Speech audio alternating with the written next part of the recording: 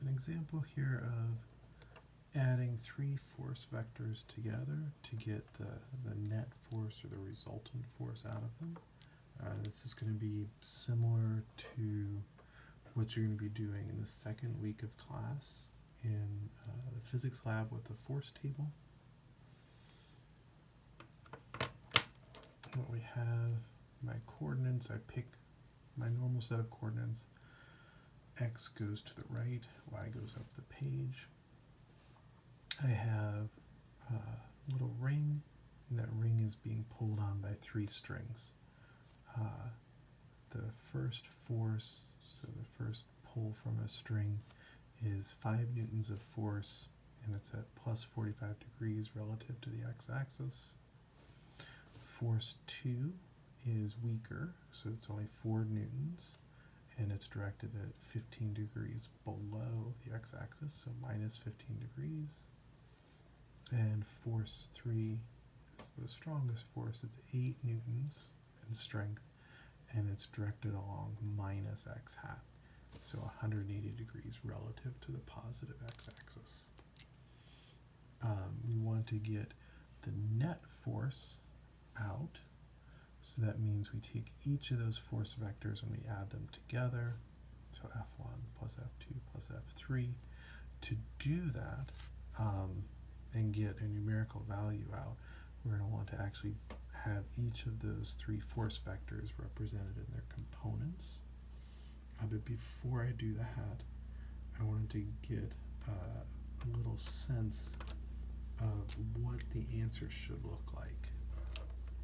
So I just want to do a quick sketch of graphically what that answer should look like. So F1 is going to point up, F45, F2 is down at 15 degrees and it's a little bit shorter. So it's going to do something like that.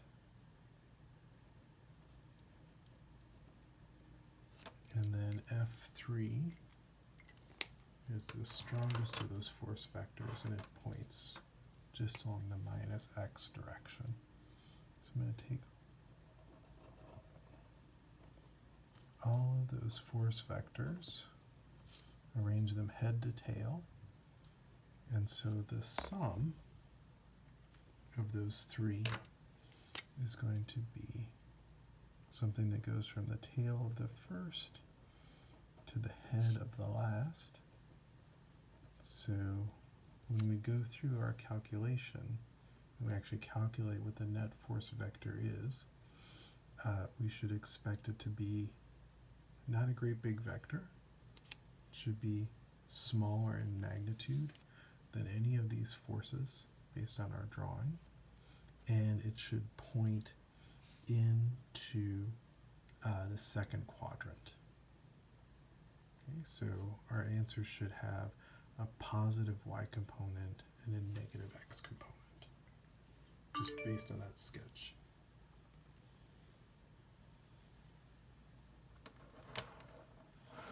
All right, so let's go through and put these vectors 1, 2, and 3 into component form so we can do computations with them.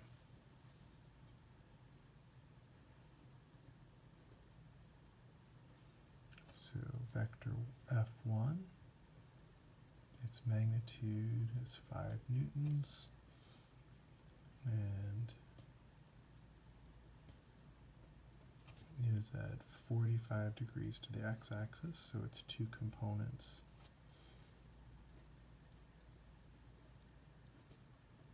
Going to come in as sine and cosine of 45 degrees, and you go off and put those into your calculator, keeping a few digits. That's going to be 3.536 newtons,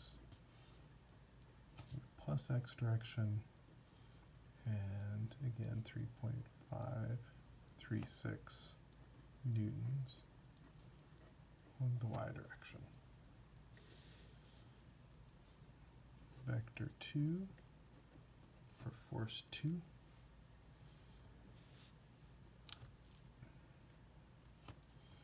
It's going to be magnitude of 4 newtons, and it's minus 15 degrees relative to the x direction. So I'm going to have cosine minus 15 degrees x hat plus 4 newtons sine of minus 15 degrees y hat, and go through and calculate with that. 3.864 newtons along the x direction, and then minus 1.035 newtons in the y direction. Alright, and the last one, to break into its components, F3.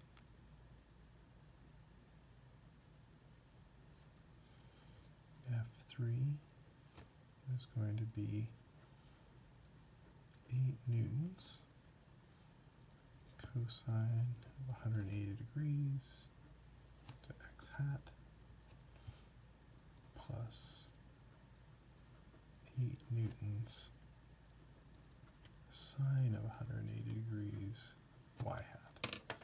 And we know that sine of 180 degrees is 0, and cosine of 180 degrees is minus 1. So just going through and being consistent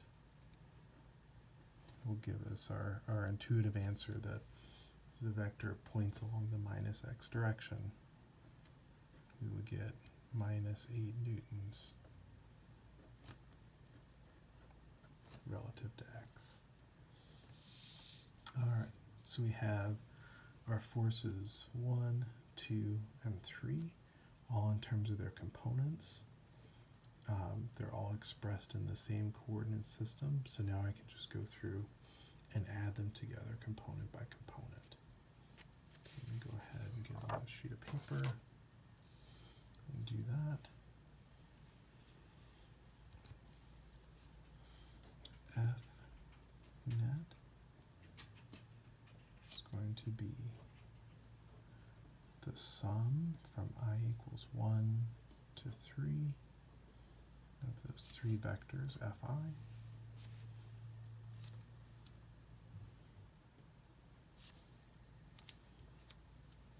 And that's going to be, for the x component, we had 3.536. We had a 3.864 newtons and a minus 8. Okay. That's for the x component. There's also a y component.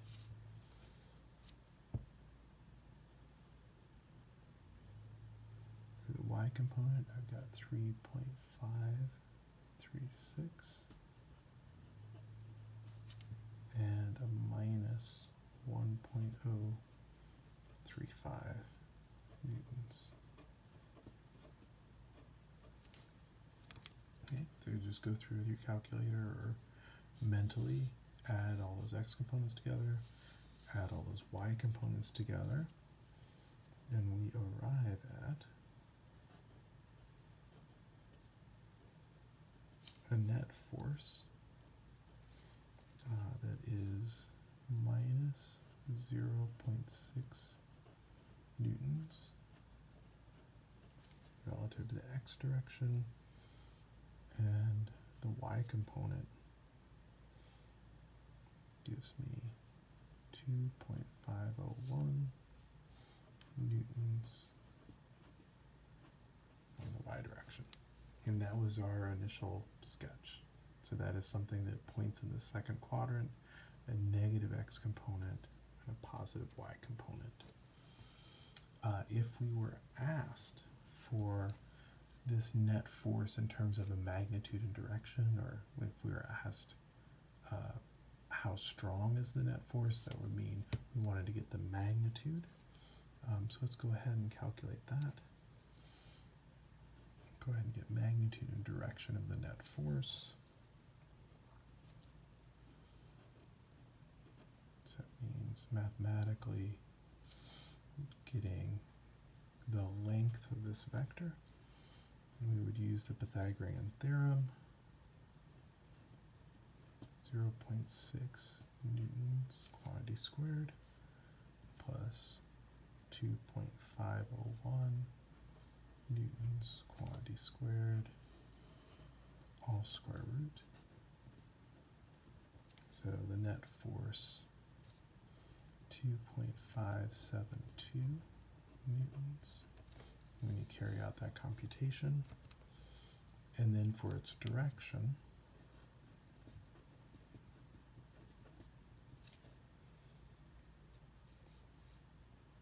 I'm going to compute that as the angle theta, the arctangent of the y component over the x component.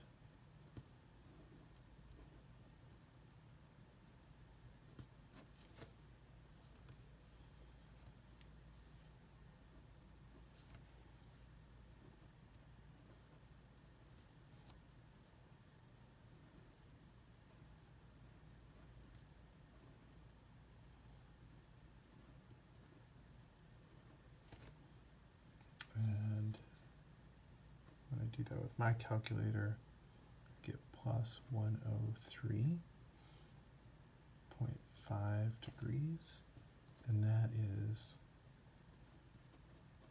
from the positive x-axis. Now, you need to take some time and play around with your own calculator.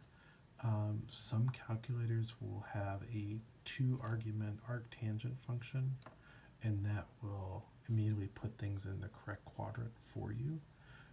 If you just put in 2.501 divided by minus 0.6, and then take the arctangent of that, there's going to be an ambiguity about which quadrant it's in, which is why in the earlier step I went through and drew out what quadrant I think the net result will be in. It should be in the second quadrant.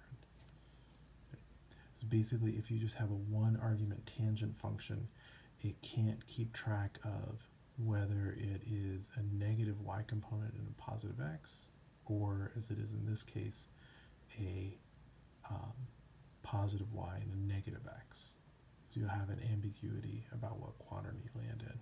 And similarly, if both y and x components are positive, or both y and x components are negative, you're going to be taking the arctangent of a positive number, and there can be an ambiguity in which quadrant you land in.